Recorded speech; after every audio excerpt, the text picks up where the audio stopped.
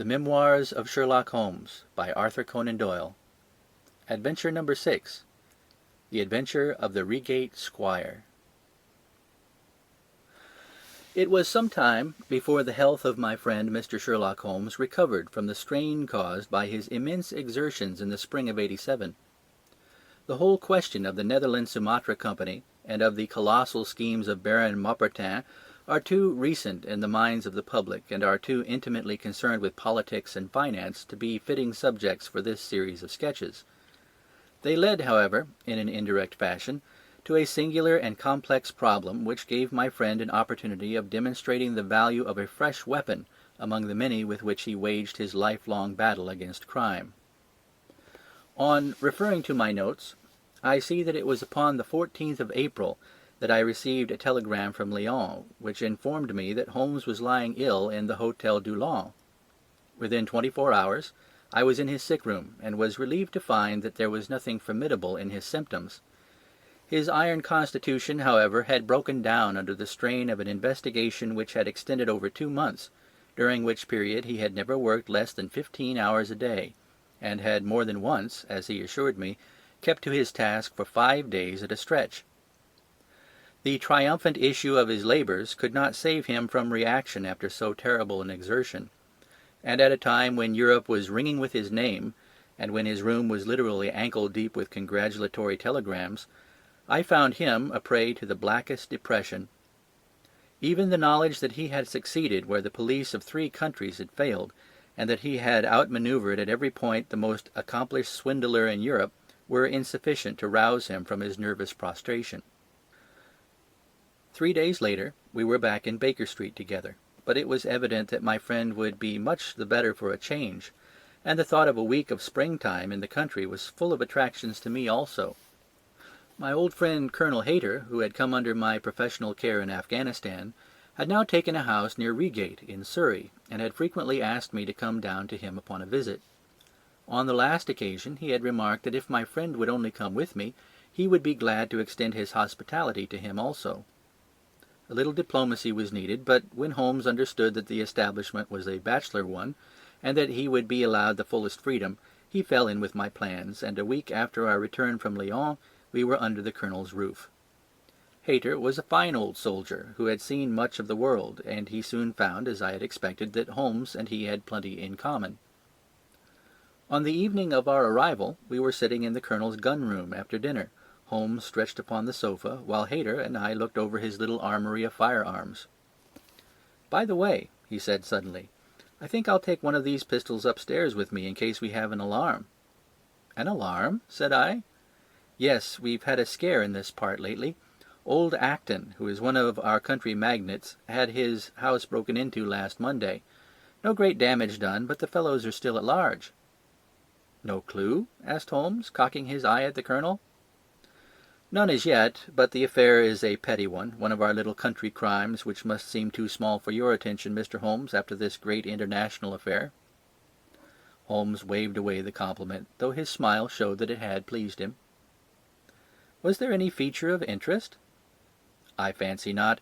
The thieves ransacked the library, and got very little for their pains. The whole place was turned upside down, drawers burst open, and presses ransacked, with the result that an odd volume of Pope's Homer, 2 plated candlesticks, an ivory letter-weight, a small oak barometer, and a ball of twine are all that have vanished." "What an extraordinary assortment!" I exclaimed.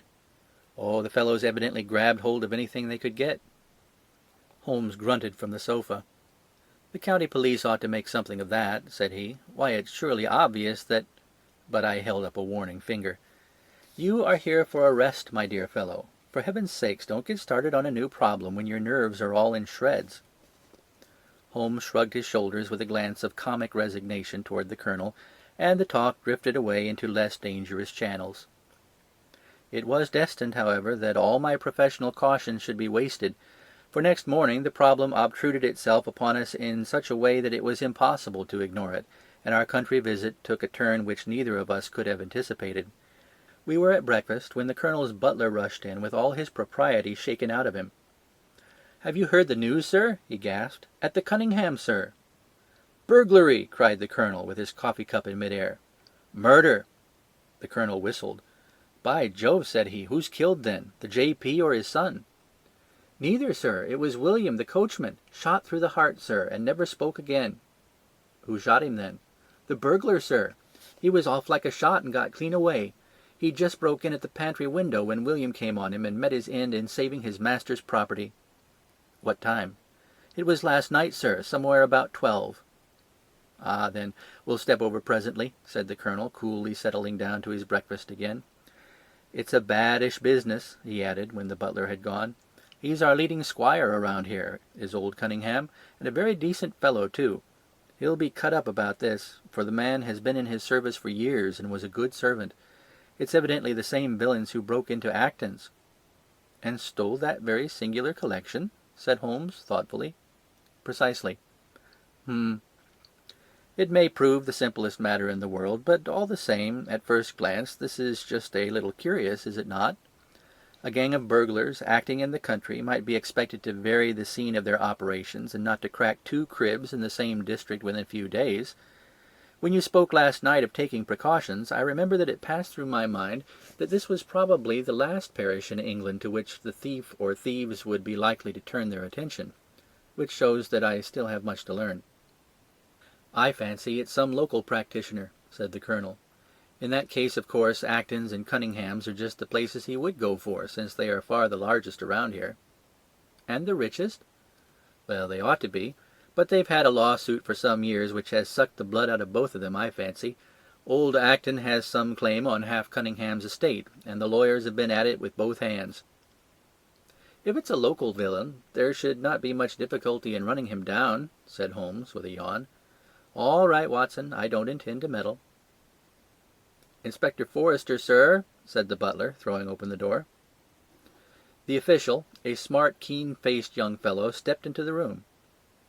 "Good morning, Colonel," said he. "I hope I don't intrude, but we hear that Mr. Holmes of Baker Street is here."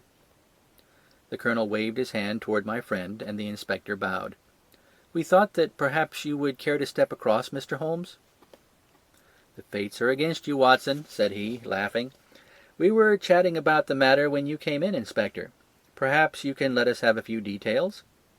As he leaned back in his chair in the familiar attitude, I knew that the case was hopeless. We had no clue in the Acton affair, but here we have plenty to go on, and there's no doubt that it's the same party in each case. The man was seen. "Ah!" "Yes, sir. But he was off like a deer after the shot that killed poor William Kirwan was fired. Mr. Cunningham saw him from the bedroom window, and Mr. Alec Cunningham saw him from the back passage. It was 11:45 when the alarm broke out. Mr. Cunningham had just got into bed, and Mr. Alec was smoking a pipe in his dressing-gown. They both heard William, the coachman, calling for help, and Mr. Alec, he ran down to see what was the matter. The back door was open, and as he came to the foot of the stairs he saw 2 men wrestling together outside. One of them fired a shot, the other dropped, and the murderer rushed across the garden and over the hedge. Mr. Cunningham, looking out of his bedroom window, saw the fellow as he gained the road, but lost sight of him at once. Mr. Alec stopped to see if he could help the dying man, and so the villain got clean away. Beyond the fact that he was middle-sized and dressed in some dark stuff, we have no personal clue, but we are making energetic inquiries, and if he is a stranger we shall soon find him out." "What was this William doing there? Did he say anything before he died?" "Not a word. He lives at the lodge with his mother, and as he was a very faithful fellow, we imagine that he walked up to the house with the intention of seeing that all was right there. Of course this Acton business has put everyone on their guard. The robber must have just burst open the door, the lock has been forced, when William came upon him." "Did William say anything to his mother before going out?" "She's very old and deaf, and we can get no information from her. The shock has made her half-witted, but I understand that she was never very bright. There is one very important circumstance, however. Look at this." He took a small piece of torn paper from a notebook and spread it out upon his knee. This was found between the finger and thumb of the dead man. It appears to be a fragment torn from a larger sheet. You will observe that the hour mentioned upon it is the very time at which the poor fellow met his fate. You see that his murderer might have torn the rest of the sheet from him, or he might have taken this fragment from the murderer. It reads almost as though it was an appointment. Holmes took up the scrap of paper, a facsimile of which is here reproduced. Facsimile. at 11:45, learn what, maybe. Presuming that it is an appointment, considered the inspector, it is of course a conceivable theory that this William Kirwan, although he had the reputation of being an honest man, may have been in league with the thief. He may have met him there, may even have helped him to break in the door, and then they may have fallen out between themselves. "This writing is of extraordinary interest," said Holmes, who had been examining it with intense concentration. "These are much deeper waters than I had thought." He sank his head upon his hands, while the inspector smiled at the effect which his case had had upon the famous London specialist. "Your last remark," said Holmes presently, "as to the possibility of there being an understanding between the burglar and the servant, and this being a note of appointment from one to the other, is an ingenious and not entirely impossible supposition. But this writing opens up—" He sank his head into his hands again, and remained for some minutes in the deepest thought. When he raised his face again, I was surprised to see that his cheek was tinged with colour, and his eyes were as bright as before his illness. He sprang to his feet with all his old energy. "I'll tell you what," said he. "I should like to have a quiet little glance into the details of this case. There is something in it which fascinates me extremely.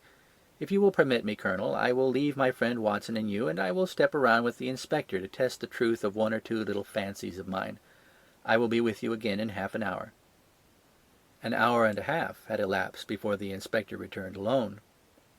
"Mr. Holmes is walking up and down in the field outside," said he. "He wants us all four to go up to the house together." "To Mr. Cunningham's?" "Yes, sir." "What for?" The inspector shrugged his shoulders. "I don't quite know, sir. Between ourselves, I think Mr. Holmes has not quite got over his illness yet. He's been behaving very queerly, and he is very much excited." "I don't think you need alarm yourself," said I. "I have usually found that there was some method in his madness." "Some folk might say there was madness in his method," muttered the inspector. "But he's all on fire to start, Colonel, so we had best go out, if you're ready." We found Holmes pacing up and down in the field, his chin sunk upon his breast, and his hands thrust into his trouser pockets. "The matter grows in interest," said he. "Watson, your country trip has been a distinct success. I have had a charming morning." "You have been up to the scene of the crime, I understand?" said the Colonel.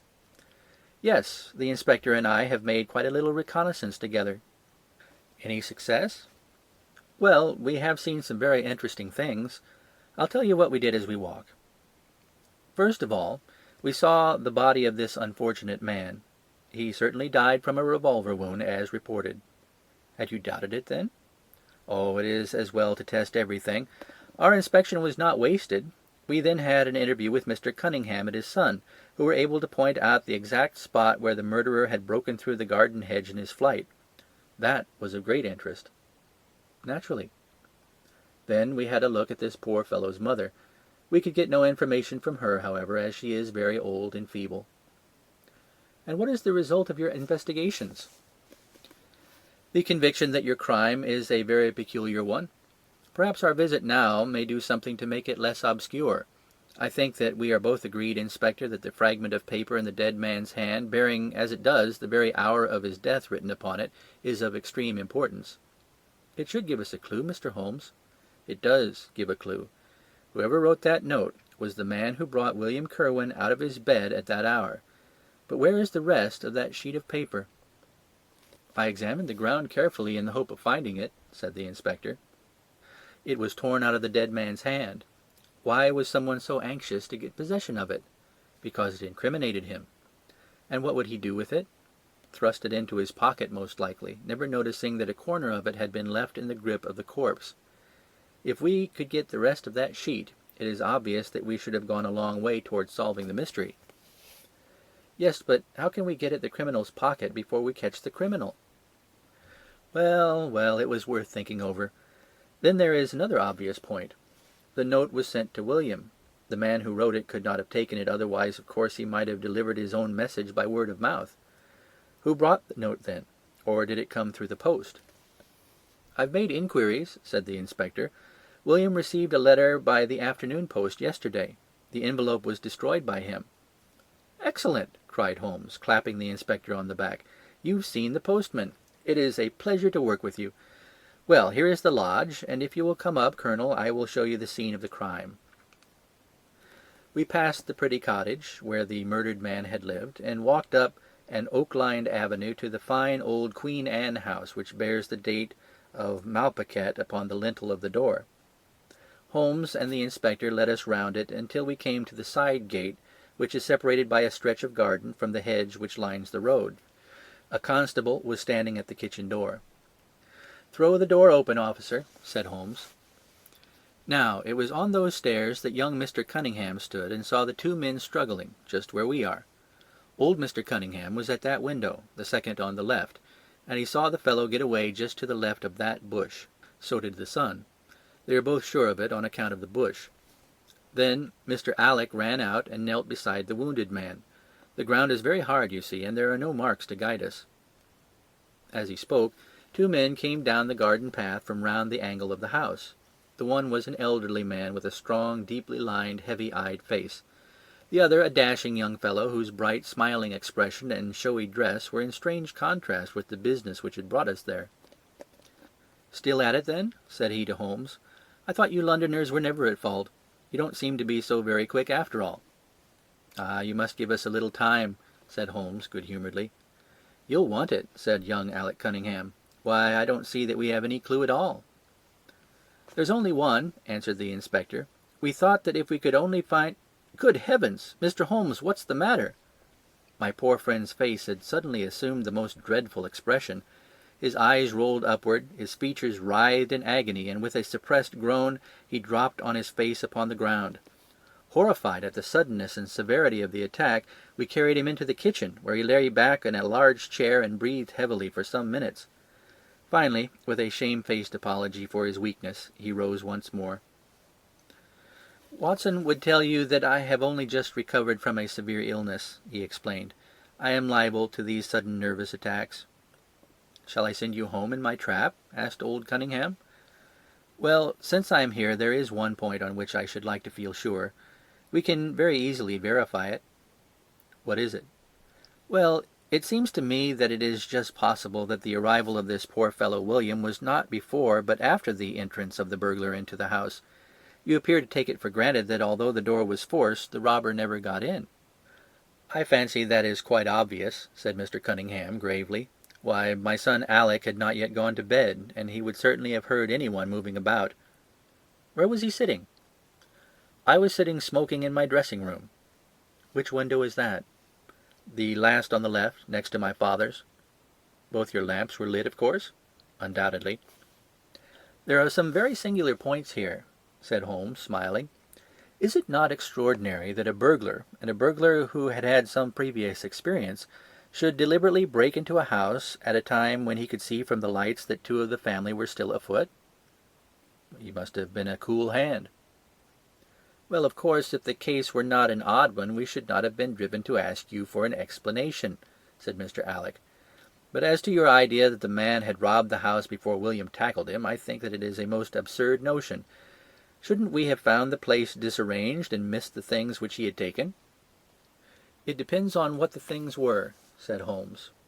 "You must remember that we are dealing with a burglar who is a very peculiar fellow, and who appears to work on lines of his own. Look, for example, at the queer lot of things which he took from Acton's.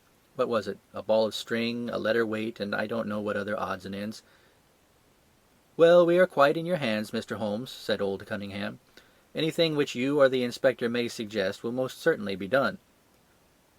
"In the first place," said Holmes, "I should like you to offer a reward, coming from yourself, for the officials may take a little time before they would agree upon the sum, and these things cannot be done too promptly. I have jotted down the form here, if you would not mind signing it. £50 was quite enough, I thought." "I would willingly give 500, said the J.P., taking the slip of paper and the pencil which Holmes had handed to him. "This is not quite correct, however," he added, glancing over the document. "I wrote it rather hurriedly. You see, you begin, 'Whereas at about 1:45 on Tuesday morning an attempt was made,' and so on. It was at 11:45, as a matter of fact." I was pained at the mistake, for I knew how keenly Holmes would feel any slip of this kind. It was his specialty to be accurate as to fact, but his recent illness had shaken him, and this one little incident was enough to show me that he was still far from being himself. He was obviously embarrassed for an instant, while the inspector raised his eyebrows and Alec Cunningham burst into a laugh. The old gentleman corrected the mistake, however, and handed the paper back to Holmes. "Get it printed as soon as possible," he said. "I think your idea is an excellent one." Holmes put the slip of paper carefully away in his pocket-book. "And now," said he, "it would really be a good thing that we should all go over the house together and make certain that this rather erratic burglar did not, after all, carry anything away with him." Before entering, Holmes made an examination of the door, which had been forced. It was evident that a chisel or strong knife had been thrust in, and the lock forced back with it. We could see the marks in the wood where it had been pushed in. "You don't use bars, then?" he asked. "We have never found it necessary." "You don't keep a dog?" "Yes, but he is chained on the other side of the house." "When do the servants go to bed?" "About 10. I understand that William was usually in bed also at that hour." "Yes." "It is singular that on this particular night he should have been up. Now, I should be very glad if you would have the kindness to show us over the house, Mr. Cunningham." A stone-flagged passage, with the kitchens branching away from it, led by a wooden staircase directly to the first floor of the house. It came out upon the landing opposite to a second, more ornamental stair, which led up from the front hall. Out of this landing opened the drawing-room and several bedrooms, including those of Mr. Cunningham and his son. Holmes walked slowly, taking keen note of the architecture of the house. I could tell from his expression that he was on a hot scent, and yet I could not in the least imagine in what direction his inferences were leading him. "My good sir," said Mr. Cunningham with some impatience, "this is surely very unnecessary. That is my room at the end of the stairs, and my son's is the one beyond it. I leave it to your judgment whether it was possible for the thief to have come up here without disturbing us." "You must try round and get on a fresh scent, I fancy," said the son, with a rather malicious smile. "Still, I must ask you to humour me a little further. I should like, for example, to see how far the windows of the bedrooms command the front. This, I understand, is your son's room." He pushed open the door. "And that, I presume, is the dressing-room in which he sat smoking when the alarm was given. Where does the window of that look out to?" He stepped across the bedroom, pushed open the door, and glanced round the other chamber. "I hope you are satisfied now," said Mr. Cunningham, testily. "Thank you. I think I have seen all that I wished." "Then, if it is really necessary, we can go into my room." "If it's not too much trouble." The J.P. shrugged his shoulders and led the way into his own chamber, which was a plainly furnished and commonplace room. As we moved across it in the direction of the window, Holmes fell back until he and I were the last in the group. Near the foot of the bed was a small square table, on which stood a dish of oranges and a carafe of water. As we passed it, Holmes, to my unutterable astonishment, leaned over in front of me and deliberately knocked the whole thing over. The glass smashed into 1,000 pieces, and the fruit rolled about into every corner of the room. "You've done it now, Watson," said he, coolly. "A pretty mess you've made of the carpet." I stooped in some confusion, and began to pick up the fruit, understanding that for some reason my companion desired me to take the blame upon myself. The others did the same, and set the table on its legs again. "Hello," said the inspector, "where's he got to?" Holmes had disappeared. "Wait here an instant," said young Alec Cunningham. "The fellow's off his head, in my opinion. Come with me, father, and see where he's got to." They rushed out of the room, leaving the inspector, the colonel, and me staring at each other. "Upon my word, I am inclined to agree with Mr. Alec," said the official. "It may be the effect of this illness, but it seems to me that—" His words were cut short by a sudden scream of "Help! Help! Murder!" With a thrill I recognized the voice as that of my friend. I rushed madly from the room onto the landing. The cries, which had sunk down into a hoarse, inarticulate shouting, came from the room which we had first visited. I dashed in, and on into the dressing-room beyond. The two Cunninghams were bending over the prostrate figure of Sherlock Holmes, the younger clutching his throat with both hands, while the elder seemed to be twisting one of his wrists. In an instant the three of us had torn them away from him, and Holmes staggered to his feet, very pale and evidently greatly exhausted. "Arrest these men, Inspector," he gasped. "On what charge?" "That of murdering their coachman, William Kirwan." The inspector stared about him in bewilderment. "Oh, come now, Mr. Holmes," said he at last, "I am sure you don't really mean to—" "Tut, man, look at their faces," cried Holmes curtly. Never certainly have I seen a plainer confession of guilt upon human countenances. The older man seemed numbed and dazed, with a heavy sullen expression upon his strongly marked face. The son, on the other hand, had dropped all the jaunty dashing style which had characterized him, and the ferocity of a dangerous wild beast gleamed in his dark eyes and distorted his handsome features. The inspector said nothing, but stepping to the door he blew his whistle. Two of his constables came at the call. "I have no alternative, Mr. Cunningham," said he.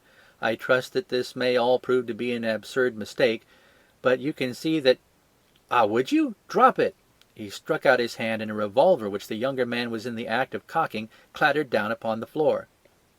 "Keep that," said Holmes, quickly putting his foot upon it. "You will find it useful at the trial. But this is what we really wanted." He held up a little crumpled piece of paper. "The remainder of the sheet!" cried the inspector.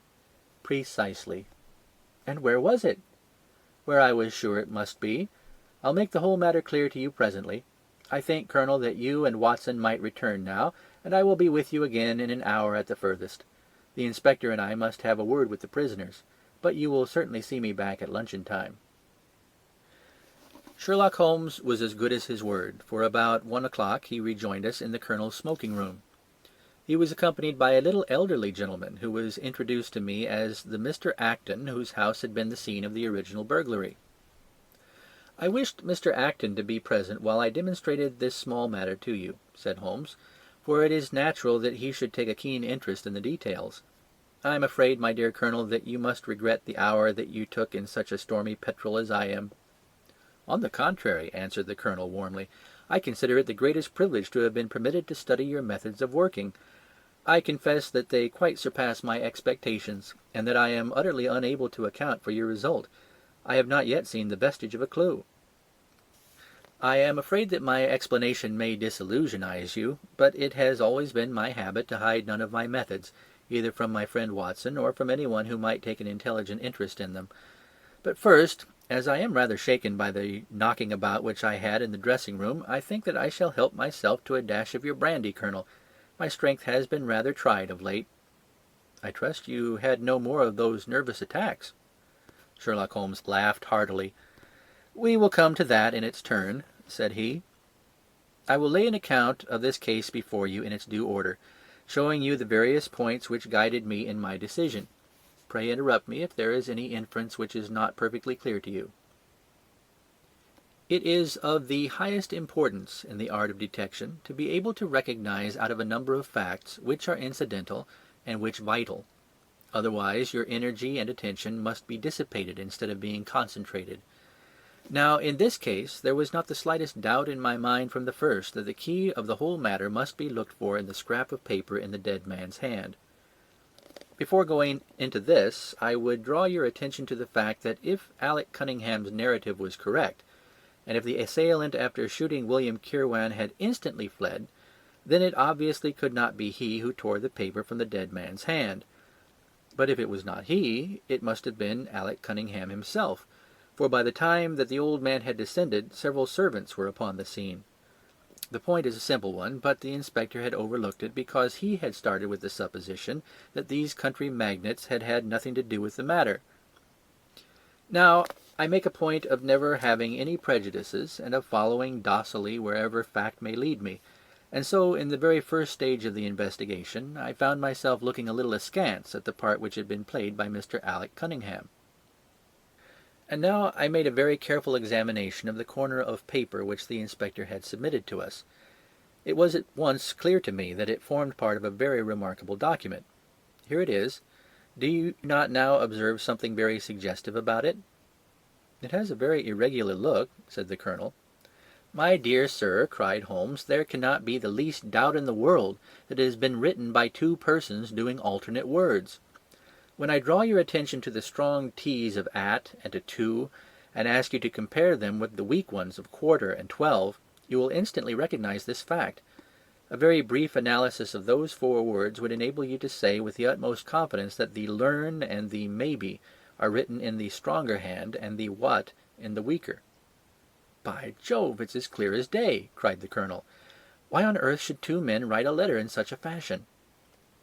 Obviously the business was a bad one, and one of the men, who distrusted the other, was determined that whatever was done each should have an equal hand in it. Now, of the two men it is clear that the one who wrote the at and the to was the ringleader. How do you get at that? We might deduce it from the mere character of the one hand as compared with the other, but we have more assured reasons than that for supposing it. If you examine this scrap with attention, you will come to the conclusion that the man with the stronger hand wrote all the words first, leaving blanks for the other to fill up. These blanks were not always sufficient, and you can see that the second man had a squeeze to fit his quarter in between the at and the to, showing that the latter were already written. The man who wrote all the words first is undoubtedly the man who planned the affair. "Excellent!" cried Mr. Acton. "But very superficial," said Holmes. We come now, however, to a point which is of importance. You may not be aware that the deduction of a man's age from his writing is one which has been brought to considerable accuracy by experts. In normal cases one can place a man in his true decade with tolerable confidence. I say normal cases because ill health and physical weakness reproduce the signs of old age even when the invalid is a youth. In this case, looking at the bold, strong hand of the one and the rather broken-backed appearance of the other, which still retains its legibility, although the T's have begun to lose their crossings, we can say that the one was a young man and the other was advanced in years without being positively decrepit. "Excellent!" cried Mr. Acton again. There is a further point, however, which is subtler and of greater interest. There is something in common between these hands. They belong to men who are blood relatives. It may be most obvious to you in the Greek E's, but to me there are many small points which indicate the same thing. I have no doubt at all that a family mannerism can be traced in these two specimens of writing. I am only, of course, giving you the leading results now of my examination of the paper. There were 23 other deductions which would be of more interest to experts than to you. They all tended to deepen the impression upon my mind that the Cunninghams, father and son, had written this letter. Having got so far, my next step was, of course, to examine into the details of the crime and to see how far they would help us. I went up to the house with the inspector and saw all that was to be seen. The wound upon the dead man was, as I was able to determine with absolute confidence, fired from a revolver at the distance of something over 4 yards. There was no powder blackening on the clothes. Evidently, therefore, Alec Cunningham had lied when he said that the two men were struggling when the shot was fired. Again, both father and son agreed as to the place where the man escaped into the road. At that point, however, as it happens, there is a broadish ditch, moist at the bottom. As there were no indications of boot marks about this ditch, I was absolutely sure not only that the Cunninghams had again lied, but that there had never been any unknown man upon the scene at all. And now I had to consider the motive of this singular crime. To get at this, I endeavoured first of all to solve the reason of the original burglary at Mr. Acton's. I understood from something which the Colonel told us that a lawsuit had been going on between you, Mr. Acton, and the Cunninghams. Of course, it instantly occurred to me that they had broken into your library with the intention of getting at some document which might be of importance in the case. "Precisely so," said Mr. Acton. "There can be no possible doubt as to their intentions. I have the clearest claim upon half their present estate, and if they could have found a single paper, which fortunately was in the strong box of my solicitors, they would undoubtedly have crippled our case." "There you are," said Holmes, smiling. "It was a dangerous, reckless attempt, in which I seemed to trace the influence of young Alec." Having found nothing, they tried to divert suspicion by making it appear to be an ordinary burglary, to which end they carried off whatever they could lay their hands upon.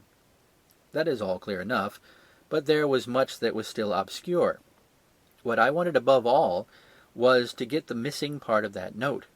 I was certain that Alec had torn it out of the dead man's hand, and almost certain that he must have thrust it into the pocket of his dressing gown. Where else could he have put it? The only question was whether it was still there. It was worth an effort to find out, and for that object we all went to the house. The Cunninghams joined us, as you doubtless remember, outside the kitchen door. It was, of course, of the very first importance that they should not be reminded of the existence of this paper, otherwise they would naturally destroy it without delay. The inspector was about to tell them the importance which we attached to it, when, by the luckiest chance in the world, I tumbled down in a sort of a fit, and so changed the conversation. "Good heavens!" cried the Colonel, laughing. "Do you mean to say that all our sympathy was wasted in your fit and imposture?" "Speaking professionally, it was admirably done," cried I, looking in amazement at this man who was for ever confounding me with some new phase of his astuteness. "It is an art which is often useful," said he. "When I recovered, I managed by a device which had perhaps some little merit of ingenuity to get old Cunningham to write the word 12, so that I might compare it with the 12 upon the paper." "Oh, what an ass I have been!" I exclaimed. "I could see that you were commiserating with me over my weakness," said Holmes, laughing. "I was sorry to cause you the sympathetic pain which I know that you felt." We then went upstairs together, and having entered the room and seen the dressing-gown hanging up behind the door, I contrived, by upsetting a table, to engage their attention for the moment, and slipped back to examine the pockets.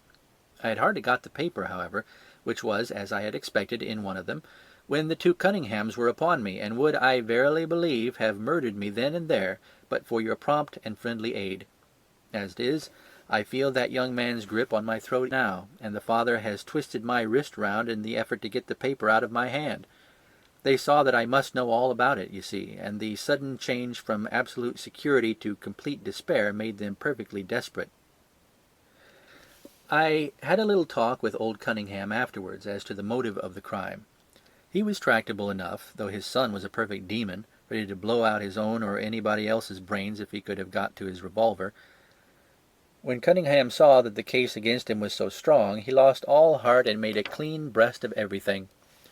It seems that William had secretly followed his two masters on the night when they made their raid upon Mr. Acton's, and having thus got them into his power, proceeded under threats of exposure to levy blackmail upon them. Mr. Alec, however, was a dangerous man to play games of that sort with. It was a stroke of positive genius on his part to see in the burglary scare which was convulsing the countryside an opportunity of plausibly getting rid of the man whom he feared. William was decoyed up and shot, and had they only got the whole of the note, and paid a little more attention to detail in their accessories, it is very possible that suspicion might never have been aroused. "And the note?" I asked. Sherlock Holmes placed the subjoined paper before us. Facsimile. "If you will only come round at 11:45 to the east gate, you will learn what will very much surprise you, and maybe be of the greatest service to you, and also to Anne Morrison. But say nothing to any one upon the matter." "It is very much the sort of thing that I expected," said he. "Of course we do not yet know what the relations may have been between Alec Cunningham, William Kirwan, and Annie Morrison. The result shows that the trap was skilfully baited. I am sure that you cannot fail to be delighted in the traces of heredity shown in the P's and the tails of the G's. The absence of the eye dots in the old man's writing is also most characteristic. Watson, I think our quiet rest in the country has been a distinct success, and I shall certainly return much invigorated to Baker Street tomorrow." End of Adventure 6.